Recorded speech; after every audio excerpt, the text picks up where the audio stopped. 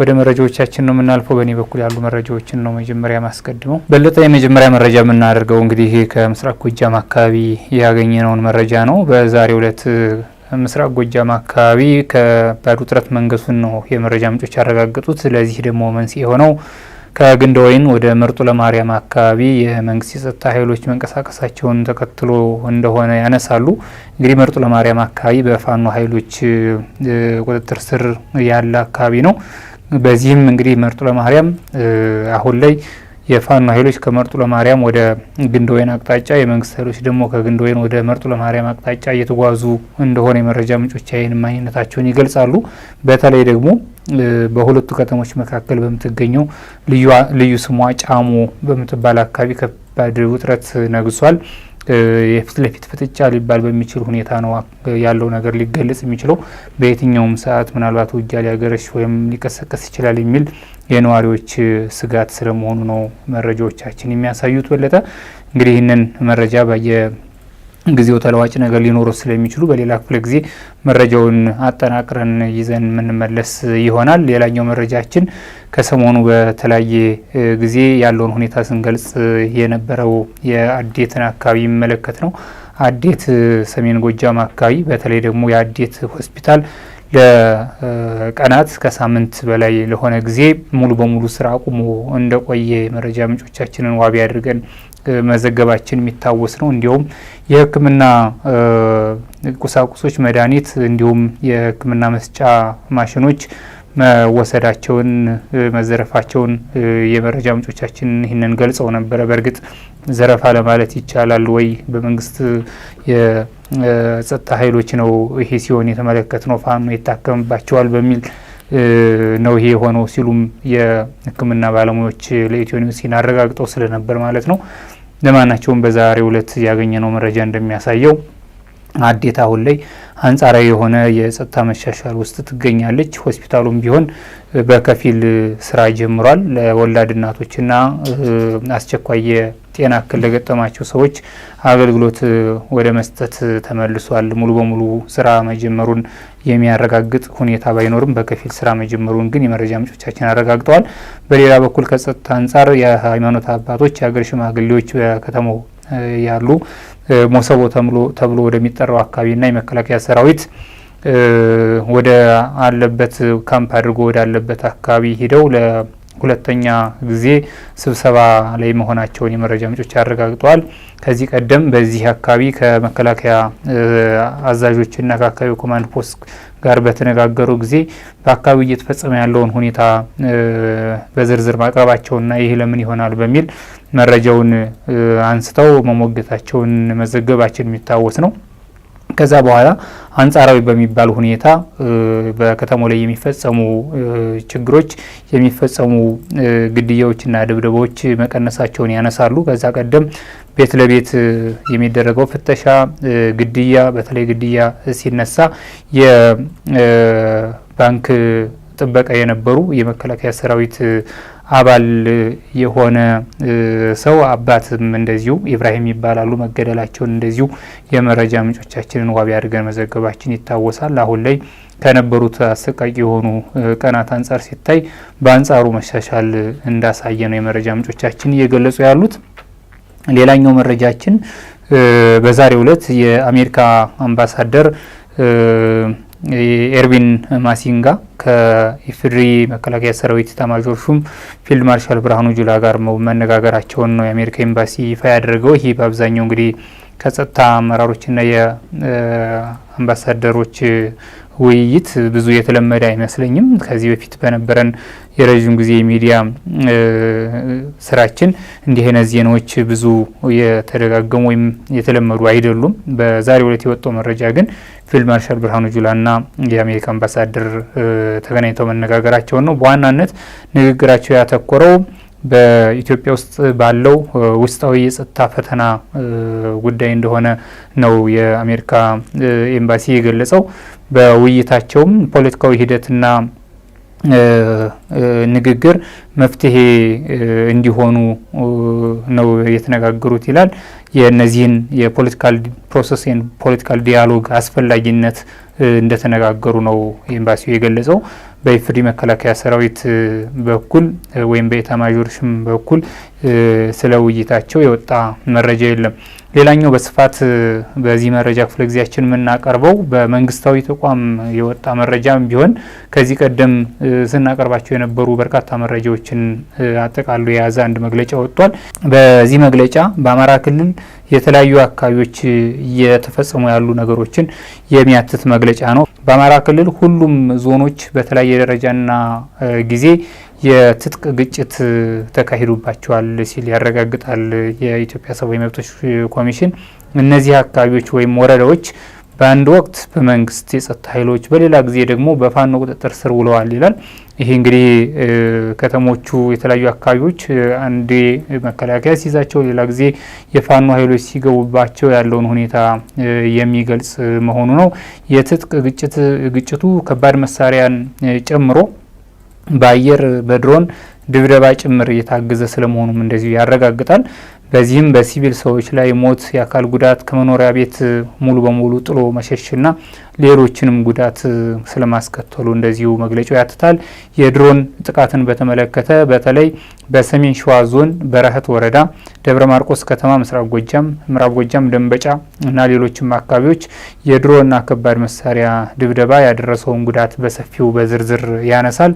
በሌላ በኩል በሰሜን ሸዋ ዞን ምንጃር ወረዳ አሞራ ቤት ቀበሌ አውራ ጎዳና ከተማ ከመስከረም 6 ጀምሮ በነዋሪዎች ላይ የደረሰውንም እንደዚሁ በዝርዝር ያትታል። ሙሉ በሙሉ በሚባል ደረጃ ከቀያቸው ነዋሪዎች መፈናቀላቸውን እንደዚሁ በመግለጫው ላይ ያትቷል። 3000 ያህል የአውራ ጎዳና ነዋሪዎች በአንድ ትምህርት ቤት ውስጥ እና በሜዳ ላይ ወይም ደግሞ በቅንፍ ዛፍ ስር ብሎ የገለጸው መግለጫው ተጠልለው እንደሚገኙም እንደዚሁ ያነሳል። በዚህም ከጉረቤት ወይም ከአጎራባች ክልሎች በመጡ ኃይሎች በኮንስትራክሽን መሳሪያዎች ጭምር ቤታቸው እንደወደመባቸው፣ ንብረታቸው እንደተዘረፈ እና ከፍተኛ ውድመት ስለመድረሱ እንደዚሁ በስፋት አትቶ ይገኛል። በተለያዩ የክልሉ አካባቢዎች በተለይም በመንግስት የጸጥታ ኃይሎች አባላት ማለት ነው ከህግ ውጭ በሆነ አግባብ ግድያዎች ስለመፈጸማቸው፣ አስገድዶ መድፈር ስለመፈጸሙ በመግለጫው ላይ አትቷል። በለጠ በዋናነት አንዳንዶቹ በቃል በቃል ቢቀርቡ የበለጠ መረጃ ሰጪ ሆኖ ስላገኘዋቸው ከዚህ እንደሚከተለው ማሳያዎችን አቀርባለሁኝ። ምን ያህል ዘግናኝ የሰብአዊ መብት ጥሰቶች እንደተፈጸሙ በዚሁ የሚያረጋግጥ ስለሆነ ማለት ነው። እንዲህ ይላል መግለጫው። ግጭቱ በተካሄደባቸው አካባቢዎች የመንግስት የጸጥታ አካላት በመንገድ ላይ ወይም ቤት ለቤት ፍተሻ በማድረግ ከያዟቸው በርካታ ሲቪል ሰዎች ውስጥ ፋኖን ትደግፋላችሁ፣ ለፋኖ መረጃ ትሰጣላችሁ፣ መሳሪያ አምጡ፣ የተኩስ ድምፅ ስለተሰማበት አቅጣጫ መረጃ ስጡ በሚልና ይህንን በመሰሉ ምክንያቶች ከህግ ውጭ የሆኑ ግድያዎች መፈጸማቸውን የሚያሳዩ ተአማኒ መረጃዎችን ኮሚሽኑ አግኝቷል ይላል። እንደ ማሳያ በባህር ዳር ከተማ 7 አሜት አካባቢ 3 ወንድማማቾችን ጨምሮ በርካታ ሲቪል ሰዎች መገደላቸውን ያነሳል። ይህ እንግዲህ በኢትዮ ኒውስ ስማቸውንም ዘርዝረን ማቅረባችን የሚታወስ ነው። በለጠ በሌላ በኩል በሰሜን ጎጃም ዞን አዴት ከተማ ፍልሰታ ደብረ ማርያም የሚኖሩ 12 የአብነት ተማሪዎችን ጨምሮ ሌሎች ሲቪል ሰዎች መገደላቸውን ያነሳል። በምስራቅ ጎጃም ዞን አማኑኤል ከተማ ቢያንስ 8 ሲቪል ሰዎች ቤት ለቤት ፍተሻ እንደተገደሉ እንደተረዳ መግለጫው ያትታል። እንዲሁም በምስራቅ ጎጃም ዞን ጎንቻ ሲሶ እነሲ ወረዳ ግንደወይን ከተማ ሞጣ በር ተብሎ በሚጠራው አካባቢ መስከረም 18 ቀን አንድ በጥይት የቆሰለን ግለሰብ እናቱና እህቱ በባጃጅ አሳፍረው ወደ ሕክምና ተቋም በመውሰድ ላይ ያሉ የመንግስት የጸጥታ አካላት ባጃጁን አስቆመው ሁሉንም ተሳፋሪዎች ካስወረዱ በኋላ የቆሰለው እኛን ሲዋጋ ነው በሚል ምክንያት የባጃጅ አሽከርካሪውን ጨምሮ 4ቱም ሰዎች በጥይት እንደገደሏቸው ኮሚሽኑ ያረጋግጣል። በባህር ዳር ከተማ፣ ፍኖተ ሰላም ከተማ፣ ጎንደር፣ ወልዲያ ከተሞች እንዲሁ በትጥቅ ግጭት ቆስለው ሕክምና ሲከታተሉ የነበሩ የተወሰኑ ሲቪል ሰዎችና የታጠቁ ቡድን አባላት በመሆን በመንግስት የጸጥታ አካላት የተጠረጠሩ ሰዎች ሕክምናቸው እንዲቋረጥ ተደርጎ ወዳልታወቀ ስፍራ ከተወሰዱ በኋላ ከፊሎቹ ከተወሰኑ ቀናት በኋላ ወደ ሕክምና ተቋማት ሲመለሱ፣ ቀሪዎቹ ግን ይህ መግለጫ እስከወጣበት ጊዜ ድረስ የት እንደደረሱ ማረጋገጥ እንዳልተቻለ ይገልጻል። በታጣቂዎች በኩል በሌላም የተፈጸሙትንም ያነሳል። እንደ አብነት የመንግስት የስራ ኃላፊዎች ላይ ያነጣጠሩ ጥቃቶችና ግድያዎች፣ እገታዎች ተፈጽመዋል ይልና የአማራ ክልል ምክር ቤት የህግ ፍትህና አስተዳደር ጉዳዮች ቋሚ ኮሚቴ ሰብሳቢን ጨምሮ የመንግስት የስራ ኃላፊዎች ከባህር ዳር ወደ ደብረ ታቦር ሲጓዙ አለምበር ከተማ አካባቢ ስለመገደላቸው እንደዚሁ ያነሳል። ማረሚያ ቤቶች እና ፖሊስ ጣቢያዎች ተሰብረው እስረኞች እንዲያመልጡ ስለመደረጉም እንደዚሁ የኢትዮጵያ ሰብአዊ መብቶች ኮሚሽን በመግለጫው ላይ ያትታል። በሌላ በኩል በጣም ሌላኛው አሳዛኝ ድርጊት አስገድዶ መድፈርን የተመለከተ ነው። ኮሚሽኑ ባደረገው ክትትል በተለይ ከመንግስት ተቋማት ጭምር በሚደርሱ መረጃዎች መሰረት ማለት ነው የሚፈጸሙ ያስገድዶ መድፈር ድርጊቶችን በጣም አሳሳቢ በሆነ መልኩ እንደሚገልጻቸው ተመልክቷል። ተገቢ ምርመራ ተደርጎ እርምጃ ሊወሰድ እንደሚገባም ነው የሚጠይቀው በለጠ። የሕክምና አገልግሎት ለማግኘት በተለያዩ የጤና ተቋማት መድረስ የቻሉትን ተጎጂዎች ብቻ መሰረት አድርጎ በቁጥር አቅርቧል። ከሐምሌ ወር 2016 ጀምሮ ብቻ ይህ መግለጫ እስከወጣበት ጊዜ ድረስ 200 ያስገድዶ መድፈር ተጎጂዎች በጤና ተቋማት ተመዝግበዋል። እንግዲህ በጤና ተቋማት የተመዘገቡትን ብቻ የሚያመለክት ነው። በጤና ተቋማት ያልተመዘገቡ ምናልባትም በአካባቢው ማህበራዊ ህይወታቸው እንዳይናጋ እና ከዚህ ጉዳይ ጋር በተገናኘ በስጋት ወደ ጤና ተቋማት ያልሄዱ የጉዳቱ ሰለባ የሆኑ ሊኖሩ እንደሚችሉ መገመት ቢቻልም ሪፖርቱ ወይም መግለጫው ግን የሚያትተው በዚህ ልክ 200 የሚያደርሰው ወደ ጤና ተቋማት ሄደው የተመዘገቡትን ብቻ እንደሆነ ታሳቢ ማድረግ ይቻላል። ከተጎጂዎች መካከል የሀገር ውስጥ ተፈናቃይ ሴቶችና የጤና ባለሙያዎች ጭምር እንደሚገኙበትም ነው። ከዚህ ባለፈ በለጠ በጣም አሳዛኝ በሆነ መልኩ የሲቪል ተቋማት ለወታደራዊ ካምፕነት ስለመዋላቸውም እንደዚሁ ያነሳል። በተለይ የጤና ተቋማት እና የትምህርት ቤቶች ለዚህ አገልግሎት መዋላቸው ትምህርት ቤትም የሚሰጡት መሰረታዊ አገልግሎት ማስተማር እንዲሁም ሕክምና ማለት ነው እንዲቋረጥም እንዳደረገ በማሳያና ቦታዎችን በመጥቀስ ነው በሪፖርቱ ላይ ያተተው። እንደ አብነት ደቡብ ጎንደር ወረታና አብናት የሚገኙ ትምህርት ቤቶች ለወታደራዊ አገልግሎት ወይም ካምፕነት ሲውሉ የነበሩ ሲሆን በሸዋሮቢት ከተማ የደጃዝማች ተሰማ እርገጤ የመጀመሪያና ሁለተኛ ደረጃ ትምህርት ቤት፣ በጀውሃ ከተማ እዚሁ ሰሜን ሸዋ ማለት ነው የጀውሃ የመጀመሪያ ደረጃ ትምህርት ቤት እና በቢቸና ምስራቅ ጎጃም የደጃዝማች በላይ ዘለቀ መሰናዶ ትምህርት ቤት ይህ መግለጫ ይፋ እስከተደረገበት ወቅት ድረስ ለወታደራዊ አገልግሎት መዋላቸውን ነው መግለጫው የሚያትተው። የአዴት ሆስፒታል በደረሰበት ዘረፋና ጉዳት አገልግሎት መስጠት ያቆመ ሲሆን የፍኖተ ሰላም ሆስፒታል ደግሞ በደረሰበት ጥቃት እንዲሁ በባህር ዳር የሚገኘው ጥበበ ግዮን ሆስፒታል በሰራተኞችና ታካሚዎች ላይ በደረሱ ጉዳቶች ወከባ፣ ድብደባና እስራት ምክንያት አገልግሎት ተቋርጦ ከነበረባቸው የጤና ተቋማት መካከል ተካተዋል በመግለጫው ላይ። እንግዲህ ሌሎች በርከት ያሉ ድርጊቶችንም ነው በመግለጫው ላይ የሚያትተው በለጠ። በርካታ አካባቢዎች ተደራራቢ ለሆኑ ችግሮች እየተጋለጡ ስለመሆናቸው ነው እየገለጸ ያለው አማራ ክልልን በተመለከተ ባወጣው ሰፊ መግለጫ ማለት ነው። በለጠ ምናልባት መረጃዎችን ቀጥልና ከመረጃዎቹ በኋላ ባነሷቸው ጉዳዮች ላይ በመግለጫውም ምናልባት በኤምባሲውም ጉዳይ ላይ የምታነሳው ካለ ወደ አስተያየት ትሄዳለህ። በተለይ ደግሞ በመግለጫው ላይ ያነሳውና እኔ በመረጃ ያጋራሁትን ከአንተ መረጃዎች በኋላ በአስተያየትም ልታያቸው ትችላለህ። በለጠ ጥሩ በላይ አመሰግናለሁ። የተለያዩ መረጃዎች ናቸው ያሉን። መጀመሪያ ወደ ደቡብ ወሎ መቅደላ እና አካባቢ መስደን መረጃ ነው የማስቀድመው። መቅደላ ወረዳ ኮሬብ ደብረ ዘይት አካባቢ ትላንትና የተኩስ ልውውጥ መኖሩን የመረጃ ምንጮቻችን ገልጸውልናል። ውጊያው ወዲያው የቆመ መሆኑን ነው የገለጹት የመረጃ ምንጮቻችን። በዚህም ላይ በሚሊሻ አባላት ላይ በአካባቢ ያሉ የሚሊሻ አባላት ላይ ጉዳት ስለመድረሱ ገልጸው አሁን የሚሊሻ አባላቱ አካባቢውን ትተው ወደ ማሻ ወይም ደግሞ ወደ ወረዳው መቅደላ ወረዳ ከተማ መጥተዋል። ዛሬም መቅደላ ከተማ ላይ ውጥረት እንዳለ ነው የገለጹት። ወደ እነዚህን የኮሬብና ደብረ ዘይት አካባቢዎች በፋኖ አባላት መያዝ ተከትሎ መቅደላ ወረዳ ማሻ ከተማ ላይ እንደዚሁ ውጥረት አለ ብለዋል። እንደውም አንዳንድ ወረዳ አስተዳዳሪዎች የመኪኖችን ነዳጅ የሞሉ ወደ ደሴ ለመውጣት እንቅስቃሴ ሲያደርጉ ተመልክተናል ብለዋል። ከዛ ውጭ ግን በከተማው አሁን ምንም አይነት የተኩስ እንቅስቃሴም ሆነ ሌላ የተቋረጠ ማህበራዊ እና ኢኮኖሚያዊ እንቅስቃሴ የለም ሲሉ ነው የነገሩን። እዚሁ ደቡብ ወሎ ሀይቅ ከተማ አቅራቢያ ቢሻናቆ ተብሎ የሚጠራ ቦታ ላይ ትላንትና ማምሻውን ለረጅም ሰዓት የቆየ የተኩስ ልውውጥ ነበር ይላሉ የመረጃ ምንጮቻችን። በዚህ ከሀይቅ ከተማ በቅርብ ርቀት የሚገኝ ቦታ ነው። በውጊያው ወይ ደግሞ በተኩስ ልውውጡ የደረሰውን ዝርዝር ሁኔታ ለማወቅና ለማረጋገጥ አልተቻለም። ግን በአካባቢው ከአሁን በፊት በተደጋጋሚ በፖሊስ አባላት በመከላከያ አባላት ላይ የደፈጣ ጥቃት ይደርስበት የነበረ አካባቢ ስለነበረ ከዛ አንጻር ሊሆን ይችላል ብለዋል። ግን ዝርዝር መረጃውን ለማረጋገጥ አልተቻለም። እንደተገኘ ወደፊት በዝርዝር የምናቀርበው ነው የሚሆነው። ሰሜን ወሎ በራያ ቆቦ ወረዳ ወደ ወልዲያ አቅራቢያ ዶሮ ግብር ተብሎ የሚጠራው አካባቢ ትላንትና መሻሹን የደፈጣ ጥቃት ደርሶ እንደነበር የዓይን እማኞች ገልጸዋል። አንድ ዓይን እማኝ ለኢትዮ ኒውስ ሲያስረዱ እኛ ከወልዲያ ወደ ቆቦ ለመምጣት መንገድ ላይ እዚህ ቦታ ላይ የኬላ ፍተሻ ነበረ።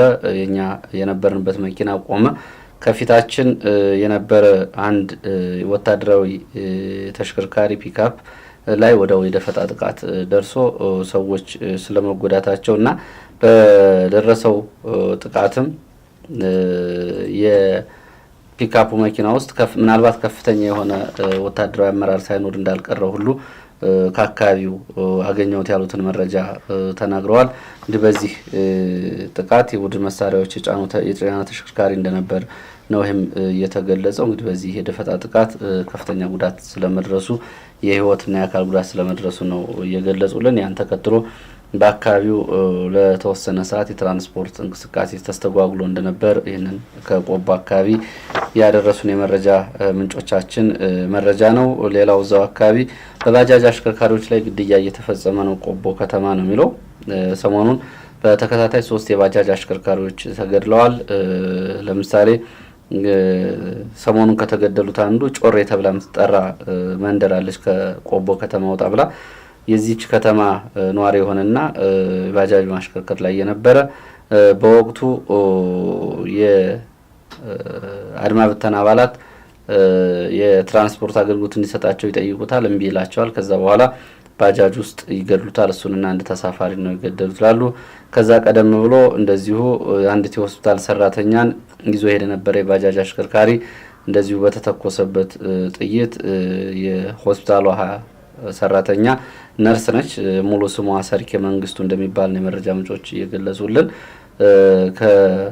የምሽት ተረኛ ሆና ነው እንግዲህ የማታ ፈረቃ ለመግባት ወደ ሆስፒታል እያመራች ነበረችበት ጊዜ የተገደለችው። ከሷ ጋር የነበረ እንግዲህ እሷን ይዞ ይሄድ ነበር የባጃጅ አሽከርካሪ መሞቱን የመረጃ ምንጮች ገልጸዋል። እንግዲህ የባጃጅ አሽከርካሪዎች ላይ ግድያ እየተፈጸመና እየበረታ የመጣው በሙዚቃ ትከፍታላችሁ፣ እኛን አትጭኑንም፣ በጥላቻ አይነት አይሆናላችሁ በሚል የጸጥታ አባላት አማካይነት ነው። እንግዲህ ከተገደሉት ውስጥ እነዚህ ከላይ የተጠቀሱት ይገኛሉ። ቅድም ሰመጉ ያወጣው ሪፖርት እንግዲህ የኢትዮጵያ ሰብአዊ መብቶች ኮሚሽን ያወጣው መግለጫም እንደሚያሳየው በሆስፒታሎች ባለፈው ቅዳሜ ጠቅለል ያለ ሪፖርት አቅርበን ነበር። በተለያዩ ሆስፒታሎች በዚህ የጦርነት ከተጀመረ በኋላ በአማራ ክልል የመደበኛ የሙያ አገልግሎት መስጠት አልቻሉም። ከፍተኛ ጫና ውስጥ እየገቡ ነው። ባለፈው ቅዳሜ ዕለት የወግዲ ሆስፒታል ሰራተኞች 7 የሚሆኑ ሆስፒታል ሰራተኞች ተወስደው በካምፕ ውስጥ መታሰራቸውና ለፋኖ ሕክምና ሰጣላችሁ በሚል ነው የታስሮ የነበረው። ከዛ በፊት እንግዲህ ከሱ የተገለጸዋል።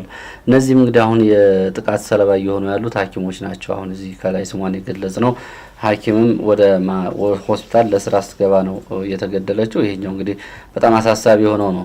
ከተፋላሚ ኃይሎች ባሻገር በተለይ አንገብጋቢ የሆነ የጤና አገልግሎት የሚሰጡ የሕክምና ባለሙያዎች ላይ ያለው ተጽዕኖ አሁንም እንደቀጠለ እንደሆነ ነው።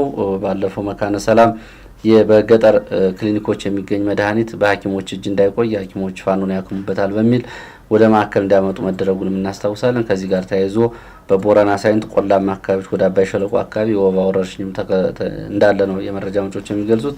ይህ እንግዲህ ከውጊያው ከጦርነቱ ባሻገር ያሉ ተጓዳኝ የሆኑ ማህበራዊ ቀውሶች ማሳያ ናቸው። ሌላ ዞብል አካባቢ እንደዚሁ አልፎ አልፎ የተኩስ ልውውጥ እንዳለ ነው የነገሩን የመረጃ ምንጮቻችን። ቆቦ፣ ዞብልና በሌሎች አካባቢዎች ላይ በወጣቶች ላይ ያለውን ጫና ተከትሎ በርካታ ወጣቶች ከተማ እየለቀቁ እየወጡ እንደሆነ ነው የሚገልጹት የመረጃ ምንጮቻችን። ይሄ ራያ ቆቦ ያለው ነው። ወደ ውጫሌ ስንመጣ ውጫሌ ደቡብ ወሎ አምባሰል ወረዳ ማለት ነው። ዛሬ ከረፋዱ ጀምሮ በአካባቢው ከባድ ተኩስ እንዳለ ይገልጻሉ የመረጃ ምንጮቹ። በተለይ ወደ ከተማው አቅራቢያ የሚያርፉ የከባድ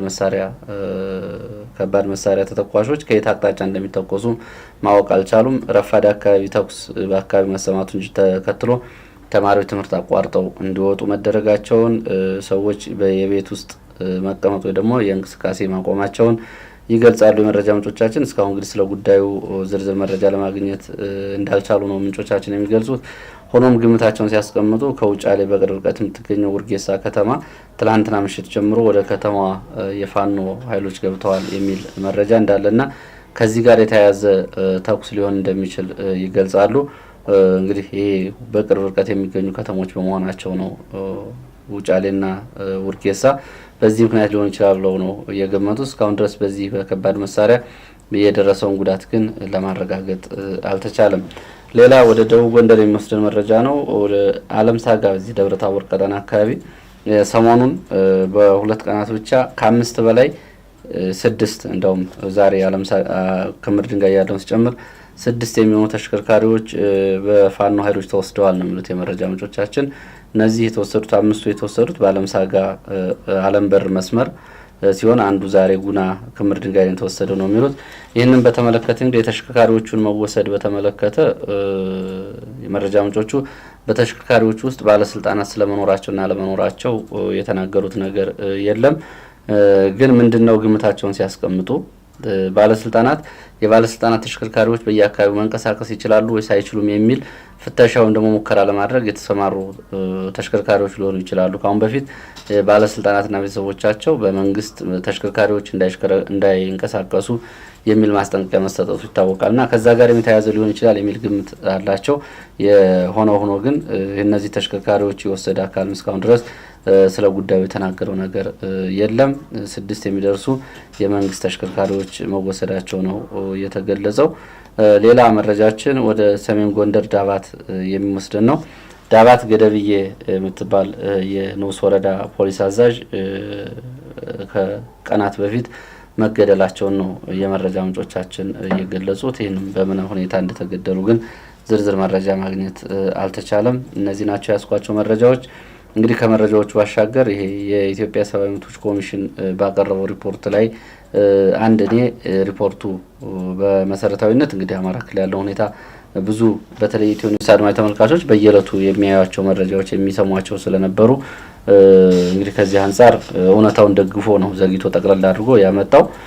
ግን ሪፖርቱ ሌላ የጥቃት ወይም ደግሞ ጉዳት እየደረሰባቸው ካሉ ተቋማቶች መካከል በተለይ ገዳማት አካባቢ ያለውን ሁኔታ በሪፖርት ውስጥ ያካተተ አይመስለኝም። እኔ ስመለከተው የአብነት ተማሪዎች በቤተ ክርስቲያን አካባቢ መገደላቸውን ከላይ ገልጿል። ገዳማት ግን በተለየ ሁኔታ ገዳማት ደግሞ የፋኖ መደበቂያ ናቸው በሚል ጉዳት እየደረሰባቸው ስለመሆኑ ከአሁን በፊት በኢትዮ ኒውስም የአካባቢውን የመረጃ ምንጮቻችን ዋይ በማድረግ በተደጋጋሚ ያደረስናቸው አሉ።